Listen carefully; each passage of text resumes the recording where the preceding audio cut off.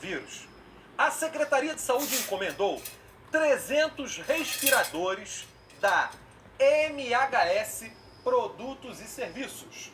Essa empresa nunca forneceu esse tipo de produto e enviou uma proposta ao Estado. Valor: 56 milhões de reais. Vou repetir, 56 milhões de reais. A aprovação, mesmo diante dessa fortuna, foi rápida pelo governo. Isso! O Estado ignorou o custo por aparelho. Fazendo as contas, os 56 milhões divididos pelo número de aparelhos representam o seguinte, que cada equipamento custaria R$ 187.560 aos cofres do Estado do Rio de Janeiro. Estado que foi falido pela turma do Cabral e continua ainda, cambaleando.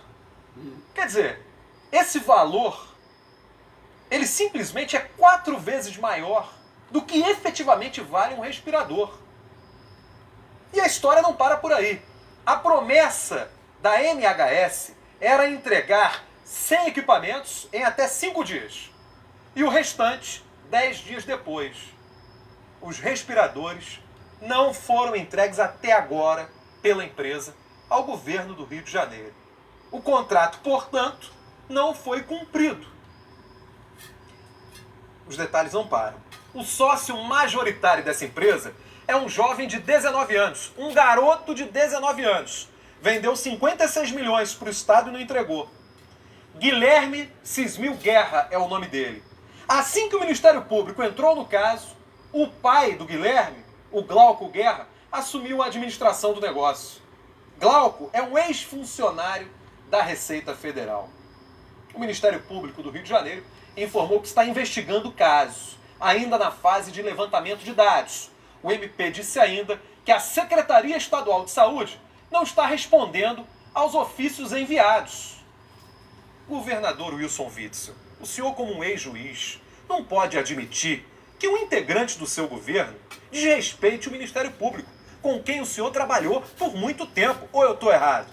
O senhor foi juiz, teve sempre, na sua sala de audiência, um promotor e um advogado de defesa, ou a Defensoria Pública, e agora alguém do seu governo não respondeu ao Ministério Público, o senhor que fala tanto em transparência?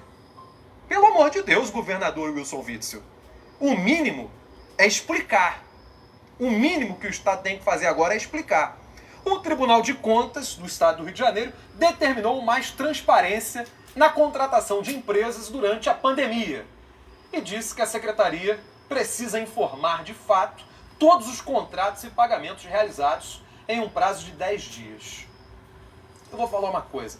Com relação à compra desses respiradores, como alguém que está administrando a coisa pública se submete a uma empresa que nunca forneceu no momento de pandemia?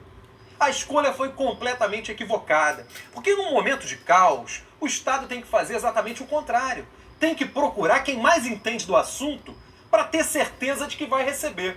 Quando essa contratação foi feita lá atrás, eles devem ter imaginado assim, eles vão entregar, tá tudo certo e tal, de maneira displicente.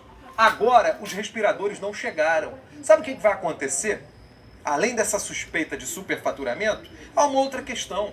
Uma questão até mais importante, porque envolve vidas. Não que dinheiro público não seja importante. Os respiradores não chegaram. Os respiradores não chegaram.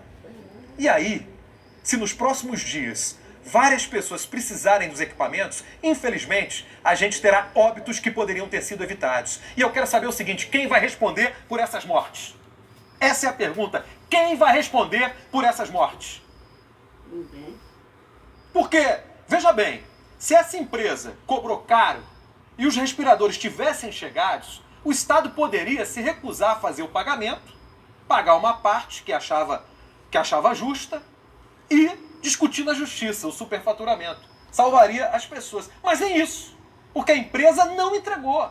Não entregou porque não tem capacidade para entregar. Não entregou porque não era uma empresa especializada no assunto e foi contratada de maneira equivocada. Então, fica daqui o meu pedido para o governador do estado do Rio de Janeiro. Apure isso, senhor Wilson Witzel. Não é possível que essa coisa fique assim no ar.